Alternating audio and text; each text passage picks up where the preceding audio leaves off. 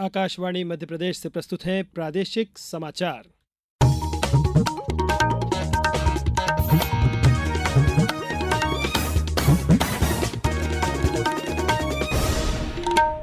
नमस्कार, समाचारों के साथ मैं नवनीत चौबे। मुख्यमंत्री डॉक्टर मोहन यादव ने राष्ट्रीय आयुर्वेद दिवस पर आज आरोग्य के देवता भगवान धन्वंतरी का पूजन कर प्रदेशवासियों की आरोग्यता एवं स्वास्थ्य की कामना की है। मुख्यमंत्री आज भोपाल के कुशाभाऊ ठाकरे सभागार में 10वें राष्ट्रीय आयुर्वेद दिवस कार्यक्रम का शुभारंभ करेंगे। इस मौके पर आयुष वेलनेस टूरिज्म को बढ़ावा देने के लिए आयुष विभाग और पर्यटन विभाग के बीच MOU होगा।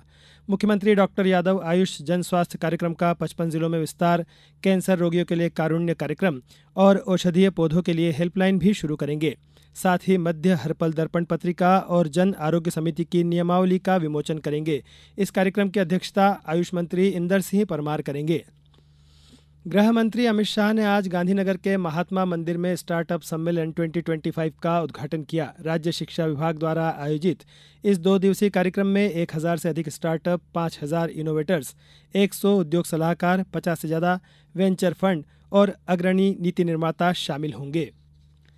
प्रधानमंत्री जन आरोग्य योजना के आज 7 साल पूरे हो गए। यह योजना 2018 में शुरू हुई थी। योजना के तहत अब तक 55 करोड़ से ज़्यादा लोगों को फ़ायदा मिला है। हर हितग्राही परिवार को साल में 5 लाख रुपए तक का स्वास्थ्य बीमा मिलता है। इससे देश भर में कैशलेस इलाज संभव हुआ है। स्वास्थ्य मंत्री JP नड्डा ने कहा कि स्वस्थ भारत ही विकसित भारत की कुंजी है। प्रधानमंत्री नरेंद्र मोदी के नेतृत्व में सेवा और सुशासन मंत्र से प्रेरित सरकार परिवर्तन और प्रगति की दिशा में लगातार काम कर रही है। विशेष श्रृंखला सेवा पर्व में आज हम चर्चा करेंगे कि मोदी सरकार ने किस तरह कल्याणकारी उपायों, सामाजिक सुरक्षा और वित्तीय समावेशन के माध्यम से अनौपचारिक क्षेत्र को मजबूत किया है।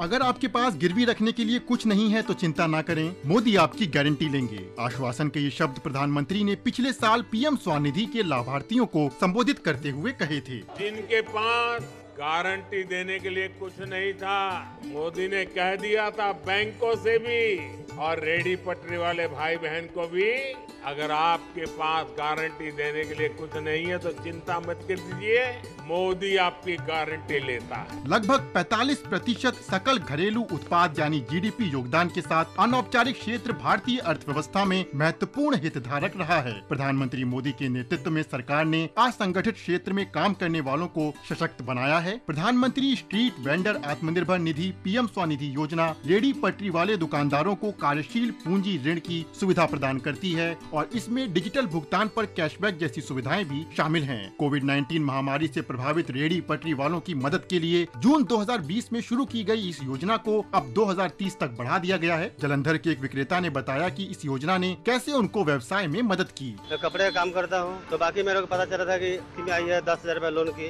काम के बढ़ोतरी के लिए। तो मैंने इको बैंक में गया तो मैंने बात किया तो उन्होंने बहुत आसानी से लोन दे दिया मेरे को। मेरे काम में लगाया, काम बढ़ोतरी हो रहा है। बाकी मोदी जी के अच्छा बहुत बहुत धन्यवाद है। ई श्रम पोर्टल असंगठित श्रमिकों का एक राष्ट्रीय डेटाबेस है जो सामाजिक सुरक्षा योजनाओं के लक्षित वितरण को सक्षम बनाता है। इस पोर्टल को अन्य सुविधाओं के साथ जोड़ा गया है जो उपयुक्त रोजगार के अवसर, कौशल विकास के अवसर खोजने और सामाजिक सुरक्षा से लाभ प्राप्त करने में मदद करती है। प्रधानमंत्री श्रम योगी मान धन योजना असंगठित श्रमिकों के लिए एक पेंशन योजना है जिसमें भारत सरकार 50% योगदान देती है और शेष योगदान श्रमिक द्वारा किया जाता है। मोदी सरकार की विभिन्न पहले ये सुनिश्चित कर रही हैं कि श्रमिकों को लाभ, ऋण और प्रशिक्षण प्राप्त हो जिससे अनौपचारिक क्षेत्र में काम करने वालों को आर्थिक विकास और स्थिरता मिले। आनंद कुमार की रिपोर्ट के साथ समाचार कक्ष से शक्ति सिंह।